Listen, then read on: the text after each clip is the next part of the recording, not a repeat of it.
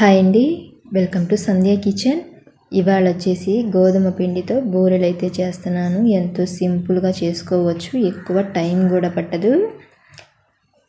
ఒకసారి అయితే ఇలాగా ట్రై చేయండి. ఈ కప్పుతో నేను 2 కప్పుల దాకా గోధుమ పిండి వేస్తున్నాను. రుచికి తగ్గట్టు సాల్ట్ వేసుకున్నాము. 3 ఎండుమిర్చి తీసుకొని మిక్సీ పట్టేసుకొని ఇలాగ వేస్తున్నాను. ఇందులోకి 2 పెద్ద సైజు ఉల్లిపాయలు చిన్న ముక్కలుగా కట్ చేసుకొని వేసుకున్నాము. 2 ఇంచుల అల్లం తీసుకొని తురుముకొని వేసుకోవాలి. అల్లం వేసుకోవటం వల్ల ఆ ఫ్లేవర్ అనేది బాగుంటుంది. కొత్తిమీర వేసుకున్నాము, సన్న ముక్కలుగా కట్ చేసుకున్నవి. ఈటింగ్ సోడా వేస్తున్నాను. ఈటింగ్ సోడా కొంచెం వేసుకుందాము. ఈటింగ్ సోడా వేసుకోవడం వల్ల బూరెలు అనేవి బాగా పొంగుతాయండి. ఇప్పుడు ఇదంతా ఒకసారి కలిపేసుకుందాము.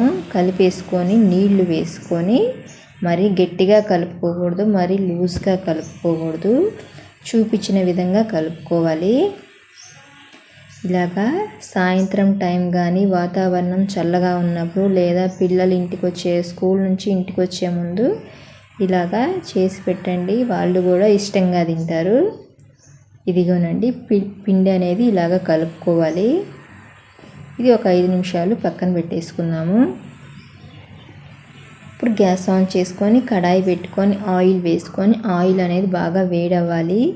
వేడైన తర్వాత బూరెలు వేసుకున్నాము. ఈ గెరటితో నేను ఒక గెరట దాకా పిండి తీసుకొని 2 బూరెల దాకా వేస్తున్నాను. అయితే ఫ్రెండ్స్, నేను చేసే వీడియోస్ కనుక మీకు నచ్చినట్టయితే లైక్ చేయండి, సబ్స్క్రైబ్ చేయండి ఫ్రెండ్స్.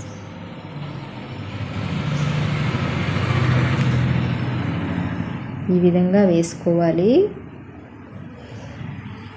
ఎంతో సింపుల్గా చేసుకోవచ్చు అండి, ఎక్కువ టైం కూడా పట్టదు. ఇప్పుడు అటు ఇటు తిప్పుకుంటా బాగా వేయించుకోవాలి.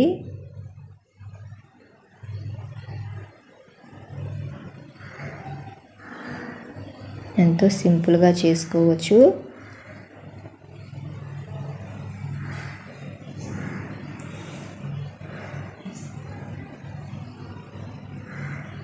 ఇప్పుడు బాగా వేగిపోయాయి కదా.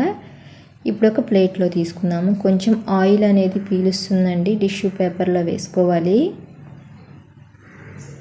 ఇది ఒక ప్లేట్లోకి తీసుకుందాము. చూసారు కదా, ఎంతో సింపుల్గా రెడీ అయిపోయినాయి కదా. ఇప్పుడు మళ్ళీ వేసుకుందాము.